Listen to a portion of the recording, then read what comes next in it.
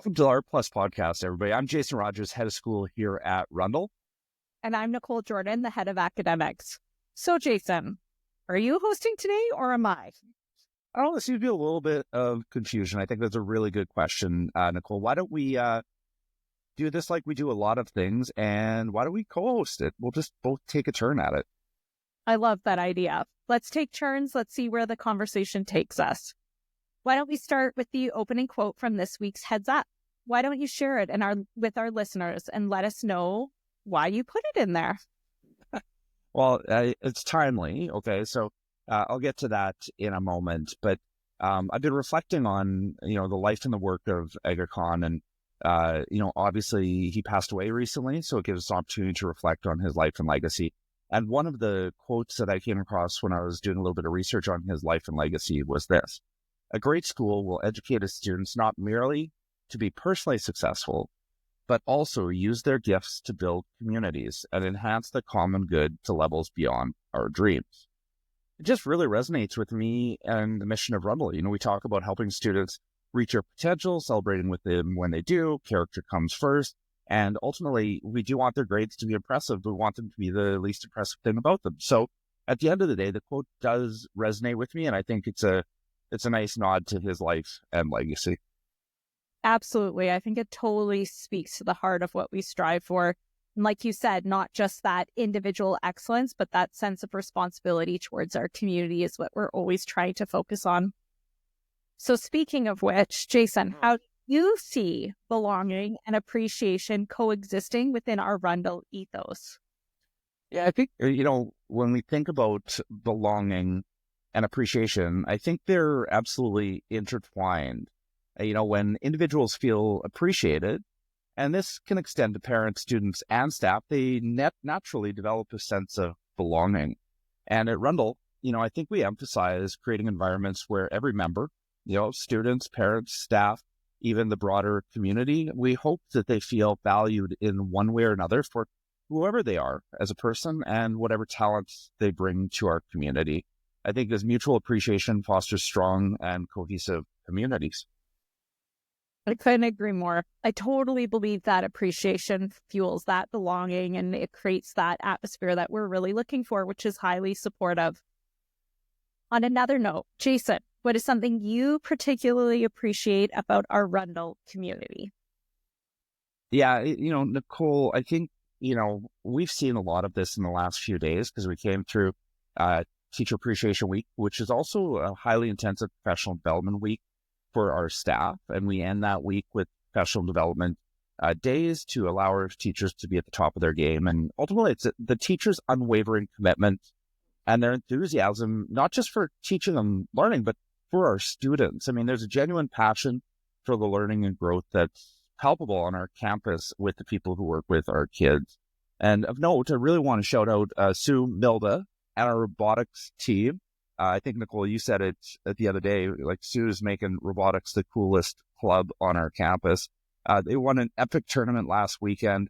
And as a result, several of our teams are headed to provincials in Red Deer. So huge shout out to them. We wish them all the best and hope they have a really great outcome. And second to that, we've got basketball provincials coming up next month as well, where we're going to see boys and girls. It's a co-hosted tournament. We're going to see dozens of teams into our environment, and it's going to be a whole community celebration. So I appreciate the enthusiasm of our staff. But back to you, Nicole. It's my turn to post. What do you appreciate about the community?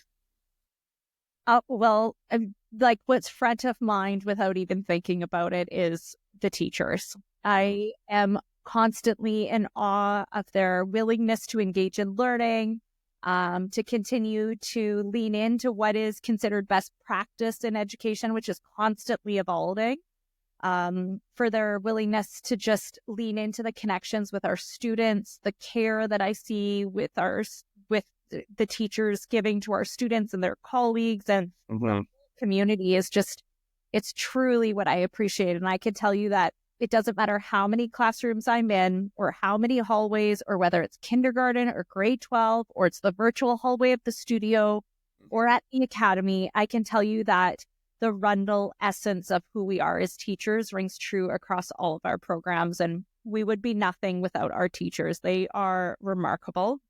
And we've done a lot of work recently of bringing our community together around best practice in teaching. Pathway to learning is something that we've talked about in previous Heads Up, which is essentially the language around what it means to be a Rundle teacher and what it means to learn at Rundle. And you've highlighted the fact that it's academics, but also the priority are on character in our co-curricular program. So really continuing to support students and teachers and understanding what it means to provide a personalized educational journey has really been a key priority for all of us. And I know the teachers are always looking at how we continue to personalize programming for our students so that everyone is reaching their potential.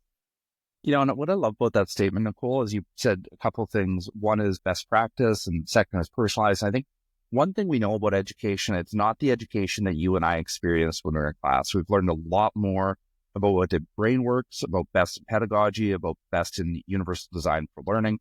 And that's truly what I admire about this curriculum you developed, Pathways to Teaching, that we're providing to our staff. Is there anything else you want to add on about Pathways Teaching that might be of interest to our community? I mean, it's a massive program, Nicole. It takes, about 8 hours to in-service every teacher in this. And what else can you share that might be interesting for our listeners?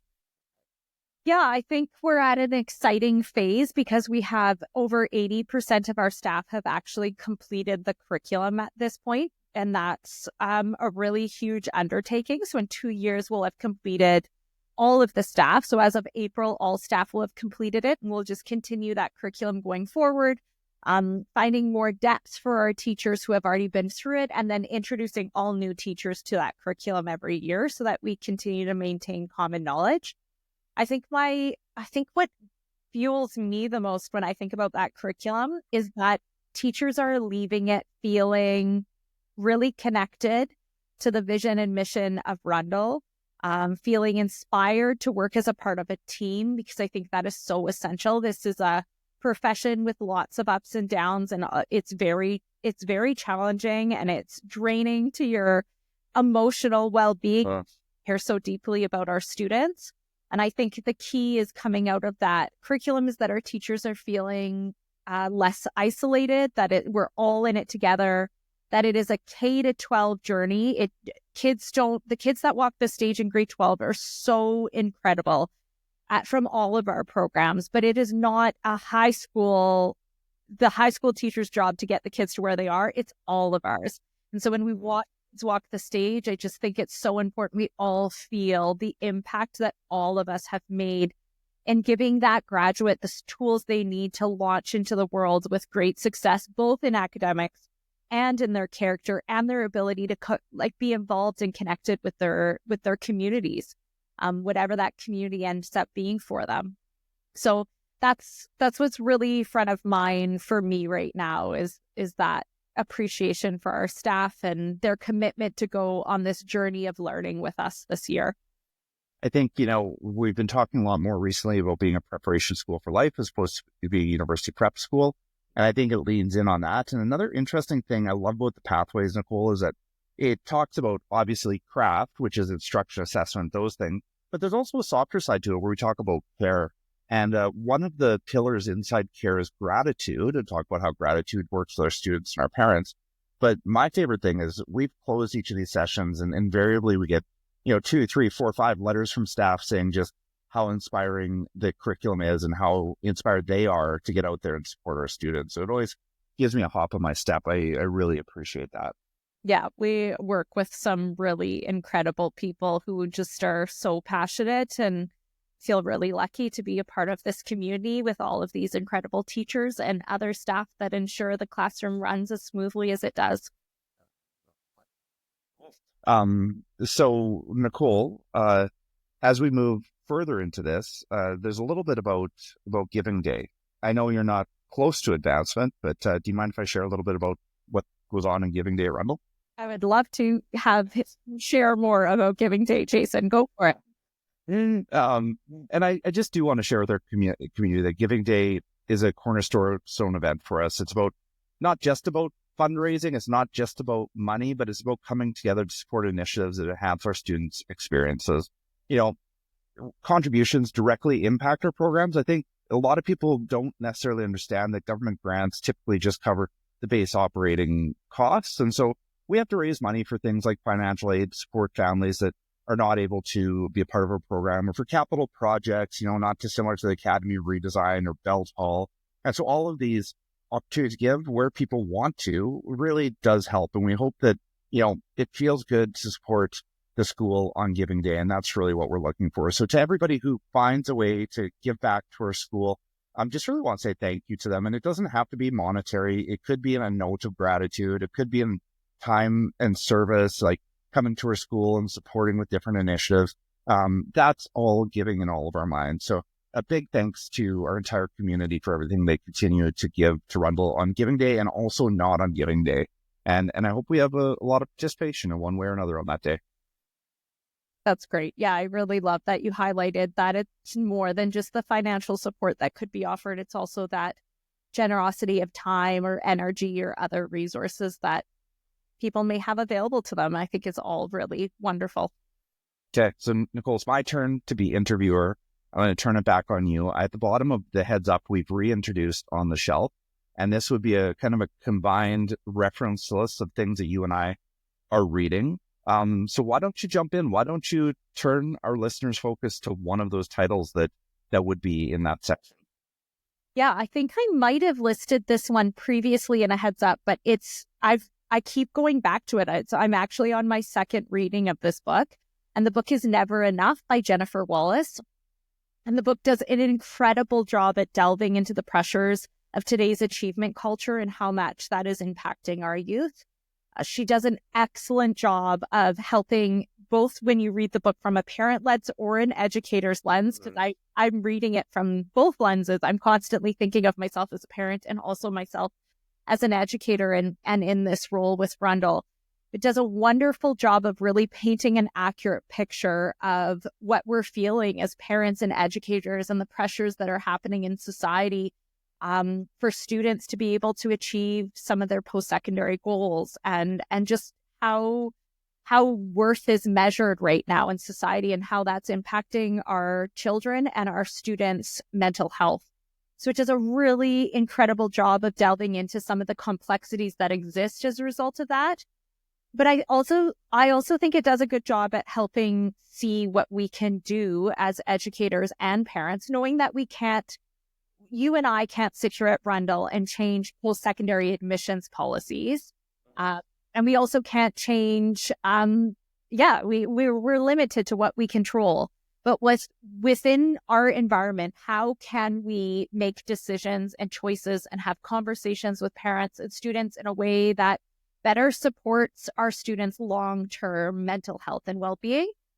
I think I continue to think about the fact that high school is like a very small part, or these years of education are a very small part of the long life journey. And for many of our students, an undergrad degree is going to be one of many degrees they do. So we're in the first 10K of what's going to be a really long race. And so how do we ensure that our kids and our students have the skills they need, that their mental health is intact, that their confidence is intact, and that they have the skills to actually transition that into what is going to be a long journey before they're launched into their careers and feeling well. That's well put, Nicole. I really do. I like the 10K analogy. It's a 10K of an ultra marathon that we call life. And we really do have to pace ourselves like we do. And I think understanding achievement culture is a part of that. You can't sprint all the way to the end of a 10K, let alone a ultra marathon. And I think this book is going to be on our list, I think, all year. I'm on my second time through it. And for any of our listeners, we do have 5 copies that we'd love to give away to parents. And so if you're listening, you've gotten this far into the podcast, and it's a book that you'd like to take on, by all means, just email me at rogers@rundle.ab.ca, and I'll make sure if you're one of the first 5, I'll get a copy over to you so you can enjoy it as well. We think it's absolutely amazing. Yeah, for sure. So back to me. My last question for you as we wrap up is, Jason, what is one thing you appreciate the most about Rundle?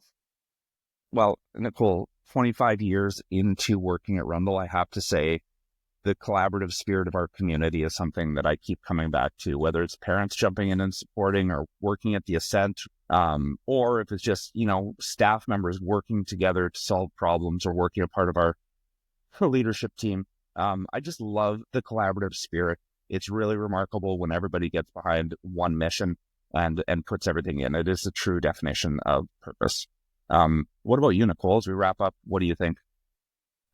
Yeah, that's a great question. I think I agree with you. It's that collaboration, but also the culture of continuous growth. That's what I really appreciate, especially as someone in a role that's new to Rundle over the past 2 years. I think my role is one that's going to cause change over time, as we continue to reevaluate our programs and consider best practice and where we hope to go to. And what I valued most is everyone from our administrative leaders to our teaching staff to our support staff to absolutely everyone is in a position of getting curious and asking, where should we go? How do we get better? What do our students need? What do our students need as adults? And how do we continue to prepare them for that? So for me, it's just that continuous culture of being open and willing to grow and grow together. And we're truly learning together, and it's exciting, and it makes coming to work really enjoyable. Well, Nicole, I think we did it. We managed to co-host the R Plus podcast. That was really, really fun. And all that was really well said. I hope people enjoyed the listen.